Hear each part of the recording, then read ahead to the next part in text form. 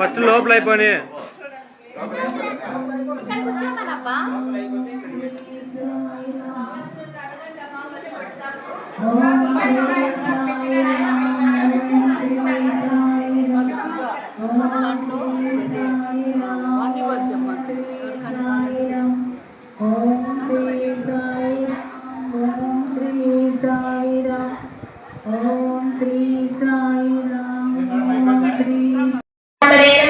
ओम श्री साई प्रेम मूर्तये नमः।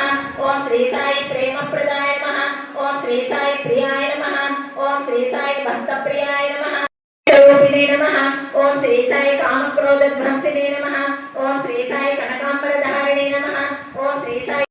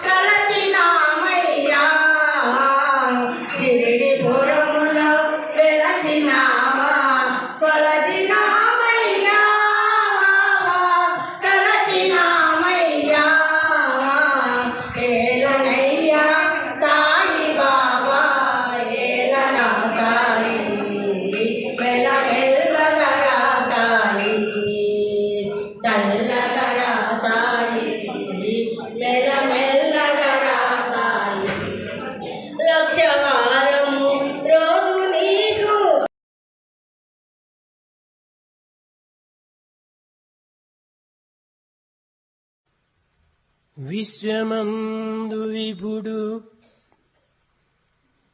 వెలుగొందుచుండును. విశ్వమందు విభుడు వెలుగొందుచుండును.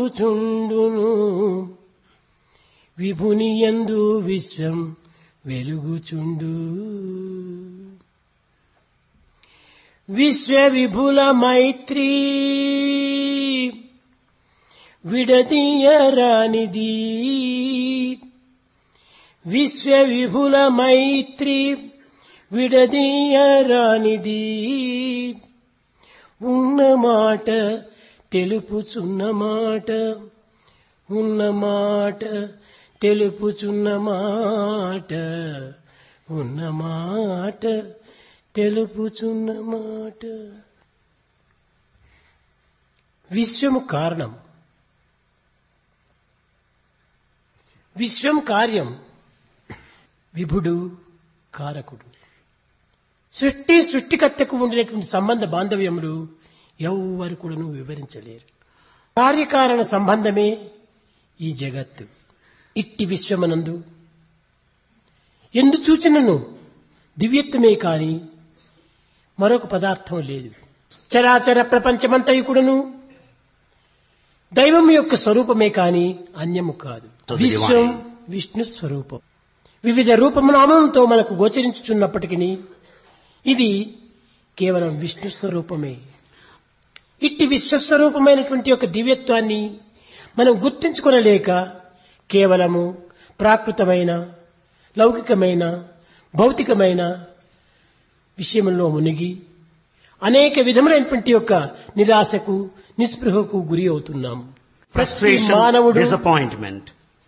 నిరంతర కృషిచే, నిర్విరామ కృషిచే, నిరంతర తాపత్రయములచే, అంతులేని ఆశలచే, అర్థం కాని ఆవేదనలచే, అప్రాప్త రూప ప్రాప్తికై ప్రాకులాడి కట్టగడపటకు నిస్పృహను పొందుతున్నాడు. కారణం తాను నెగిటివ్ స్థాయిలో ఉంటున్నాడు. విశ్వమంతకుడును పాజిటివ్ స్థాయిలో ఉంటున్నాడు. కనుకనే నెగిటివ్ పాజిటివ్ రెండింటి యొక్క ఏకత్వం చేతని ఈ దివ్యత్వం ప్రాప్తిస్తుంది. చెడ్డ పని చేసి మంచిని చెందబోడు, మంచి పని చేసి కీడును కాంచలేడు. సూతమును నాటి మేఘ ఫలము కనుకనే మనం ఏ విత్తనం నాటుదుమో ఆ మొక్కనే, ఏ మొక్కగా ఉండునో ఆ వృక్షమే, ఆ వృక్షమే తగినటువంటి ఫలమే మనకు ప్రాప్తిస్తుంటాయి. మానవుడు అనేక విధమైన సంకల్పములను అభివృద్ధి పరుచుకొని తన సంకల్పములకు తగినటువంటి ఫలితం లభించలేదని అనేక విధములుగా కూడాను తాను నిరాశకు గురి అవుతుంటాడు. ఇది చేతు, అది చేతు, ఇంకెన్నియో చేతుననుచు ఊహలు అల్లి అలసిపోకు. ఏ విత్తులను నాటి ఇచ్చోట నుంటివో ఆ ఫలముల నీకు అందుచుండు.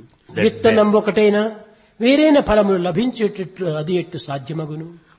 ఎన్ని చేసిన అవి అన్ని ఎంచి మంచి అయినను చెడుగైన త్రుంచకుండా బ్రహ్మ నీకిచ్చి పంపును బరువుమాల. కర్మలన్నీ చేర్చిన కంఠమాల. తల్లి గర్భము నుండి జన్మించినప్పుడు కంఠమాలవేమి కానరావు. మంచి ముత్యపు సరులు మచ్చునకును లేవు. మేల్మి బంగారు దండ మెడకు లేదు. రత్నాల హారములు రంజిల్లగా లేదు. పచ్చలమాలను పుతకలేదు. కాని కలదు కలదు మీ యొక్క కంఠమందు కర్మలన్నీ చేర్చిన కంఠమాల. ప్రతి మానవుని కంఠమునందు కూడాను తెలియనటువంటి యొక్క ఈ మాల ధరించి ఉన్నాడు. కనుకనే ప్రతి మానవుడు కూడాను పవిత్రమైన కర్మలు ఆచరించాలి. అప్పుడే పవిత్రమైన ఫలితం కూడాను అందుకోవడానికి అర్హుడవుతాడు. కానీ దివ్యత్వమును గుర్తించుకొనలేక, మానవత్వాన్ని అర్థం చేసుకొనలేక కేవలం పశుత్వం చేత అశాంతికి గురి అవుతున్నాడు. ఇది మానవునికి సరి అయినటువంటి ధర్మము కాదు. మానవత్వం పవిత్రమైనటువంటిది. ఈ దివ్యమైనటువంటి ఈ మానవత్వాన్ని ధరించి కూడాను ఈ మానవతా విలువలను గుర్తించుకొనలేకపోవటము ఇది మరింత శోచనీయం. భక్తులు కలరు, ఎందరో యోగులు కలరు, ఎందరో జ్ఞానులు కలరు, ఎందరో జ్ఞానులు కలరు. కానీ మానవుని యందు ఉన్నటువంటి మానవత్వాన్నే గుర్తించుకొనలేకపోయిన వాడు ఇంక మానవందు ఉన్నటువంటి దైవత్వాన్ని ఏ రీతిగా గుర్తించగలడు? కనుక మొట్టమొదట మానవత్వాన్ని గుర్తించాలి. తదుపరి దివ్యత్వం అనేటువంటి దైవత్వం మనకు అర్థమవుతుంది. ఏబిసిడీలు నేర్చుకునేటువంటి వాడు వర్డ్స్ బిల్డింగ్ ఏ రీతిగా ఆడగలరు? ఈ వర్డ్స్ బిల్డింగ్ ని ఆడలేనటువంటి వాడు సెంటెన్స్ ఏ రీతిగా చదవగలడు? కనుకనే మొట్టమొదట వర్డ్స్ అనేటువంటిది the one you think you are. పదములు the one other think you are. ఈ the one you really are. ఈ భౌతికమైన దేహము, మానసికమైన దేహము ఆత్మదేహం పైన ఆధారపడి ఉంటున్నది. కనుక మానసు అనేటువంటిది కేవలము ఒక పిచ్చి కోతి వంటిది. Mind is like a mad monkey, body is like a water bubble. Don't follow the mind, don't follow the body, follow the conscience. ఈ మార్గంలో మానవుడు ప్రయత్నం చేసినప్పుడే దివ్యత్వమైనటువంటి దాన్ని కొంతవరకు నేను అర్థం చేసుకోగలను. ఈ విధమైనటువంటి దైవత్వాన్ని తెలుసుకున్నటువంటి మానవుడు కూడాను, గొప్ప పండితుడు కూడాను, కవులు కూడాను, మేధావులు కూడాను మధ్య కొంచెం తప్పు మార్గంలో పడుతుంటారు. దైవాన్ని సరిగా అర్థం చేసుకోలేకపోతుంటారు. పర్సనల్ యొక్క భావములకు కష్టములకు గురి కావటం చేత దైవత్వాన్ని దూషిస్తుంటారు. ఇది కేవలం ఇండివిజువల్ కు సంబంధించినటువంటిదే కానీ ఇది ఫండమెంటల్ కు సంబంధించినటువంటిది కాదు.